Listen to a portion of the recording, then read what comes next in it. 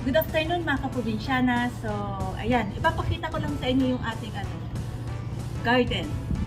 Ayan. So, bali ito dati yung tinanggalan natin ng aloe vera, ditong part na to. Kasi doon, banda, ayan makikita niyo dyan banda, iniwan natin yung ibang part ng isang part ng aloe vera. So, ayan, bali dito ang ipinalag natin, ayan, talong. Siguro kasi may punla pa tayong ibang talong. Pupunin natin ito yung talong. Yan, hilera ng talong. Tapos, ayan, nakikita nyo banda rito, itong mga to, lalagyan natin yan ng mga ibang gulay-gulay pa. Siguro banda dito is ampalaya dito. Tapos, yung pinunla natin na na sili, yan, lalagay din tayo dito. Tapos, ano pa ba? Ay, yung talong pala isang muna natin. Ayan, titignan natin kung anong idadagdag natin. Tapos pala, eto, nakikita nyo itong mga butas na to. 1, 2, 3, 4, 5, mga ano po siguro? Mga 8, 4, 4 no? 1, 2, 3, 4, 5, 6, 7, 8, 9, 10, 12. So, 4, 4 nga. Tatanggan natin yan ng watermelon. Tapos, eto, kasi may tayo dito. Eto, kamote. Yan, dadagdagan natin. Titignan natin kung anong may dadagdag natin. So, ayan mga probinsyano, mamaya kasi, bibili pa kami ng black soil. Mamaya pa kami magtatanim. Kasi kailangan namin ng black soil dito para sa mga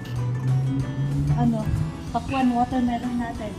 Tapos dito sa natin, dito sa mga dito mga styro. Kasi kung makikita nyo rito, yung lupa pa lang niya is ito parang pa lang siya. Yan. Parang although lupa siya pero parang buhangin, kaya kailangan natin ng black soil.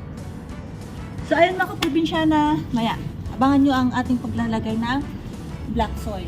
Kasi mamimili pa ka rin.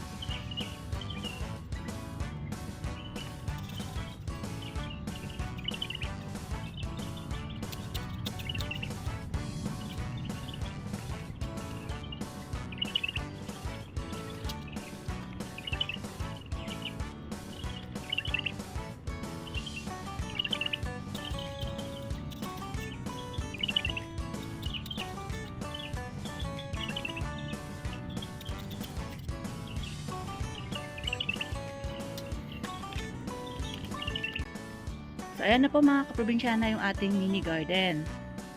Yan, natapos na siya. Bali, hintayin na lang natin na tumubo yung ating mga pananim. So, ayan na po yung ating inunang pananim. Yan yung talong. Dagdagan pa natin yan kasi may punla pa dyan na, ayan, talong pa rin yan. Na punla.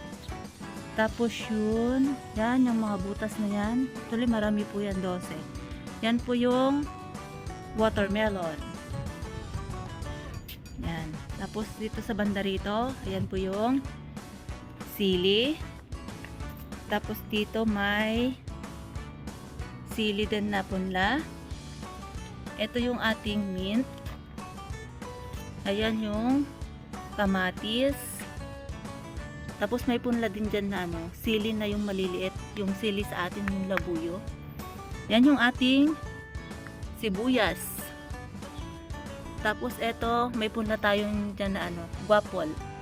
Bayabas. Ito, alokbati. Yan, kangkong. Tapos dito, yan, ay lalagyan pa natin kasi may mga punla pa tayo. So, nakabakante muna yan.